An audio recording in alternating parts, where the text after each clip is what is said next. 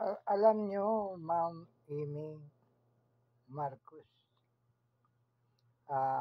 Senator Cayetano, ang pinag-uusapan po dyan ng pagtiwalag ni Duterte, hindi na siya kinasuhan dun. Nakatiwalag na po eh. Ang usapin dun ganito, yung during the time na siya ay mayor hanggang doon sa panahon na tayo ay sakop pa ng ICC. Kasi dahil nga sa takot ni Duterte na maano siya ng ICC, kaya siya tumiwalag during the time na siya pa ay presidente. Ako hindi po ako nangingialam sa politika, pero napapanood ko po sa social media yung mga ganon mga palusot yung ganon.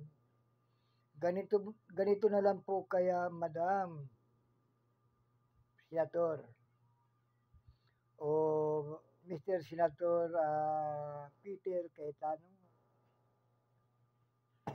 Hanga po ako sa iyo, pero ganito mali yata eh. Kasi ang kinakaso kay Duterte nung hindi pa po siya presidente. Yun ang hinahabol ni Dilima. Napakasimpleng intindihin nyo. Huwag nyo nang paikutin kasi ang bayan eh. During the time, sakop pa tayo ng SEC. Kaya doon sila kumukuha ng puwen. Doon si Duterte naresto. Wala yung extrajudicial killing, kasunod na yun, malapit na. Yung extrajudicial killing noong hindi pa presidente siya. Yun ang hinahabol ni Duterte. Duterte tuloy. Ni ICC. Kung napakasimple ko, I am a high school graduate, pero naintindihan ko po. Ang dami nyo pang pasikot-sikot eh.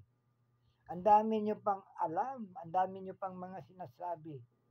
Isamantalang, maliwanag naman po na may extrajudicial killing, di ba?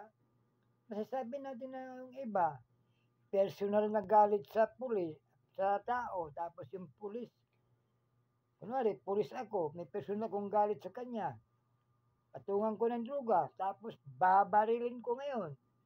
Nanlaban eh, suspected sa droga. Ang tanong, listed ba yun sa PDEA? Tao na yun? Mayroong ganun pangyayari. Hindi lang isa, hindi lang 10. Sumakay sa panahon ang ibig sabihin nun. Kaya, Madam Aimee, dapat kayong magkapatid, magkasundo na. At sa lahat po ng mga senador, ako hindi po ako nangingialam sa politika. Sa lahat po ng mga senador, magkaisa tayo para magiging kapanipaniwala po ang ating bansa. Walang takipan, walang anuhan. Kung ano yung totoo, yan po ang totoo. Hindi po ako natatakot magsalita sapagkat ako'y 71 years old na. Halos magkasing edad lang yata kami ni Pangulong Duterte. Pero sa totoo lang, litisin natin yan. Kailangan patunayan nila na wala silang kasalanan. Bakit si Bato takot na takot sa ICC? Humiwalay agad sila. Mayroon ba silang dapat ikatakot? Ano ba dapat nila ikatakot kung talagang totoo at ano man ang pinaglalaban nila?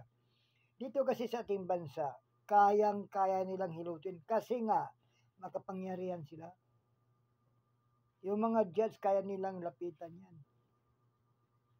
Pero dito sa ating bansa, kayang-kaya nila. Pero doon sa ICC, patas ang laban doon.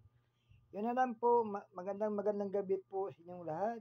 At sana po litaw ang buong katotohanan at pawang katotohanan lang. Kung talagang wala silang kasalanan, pinabati ko po sila.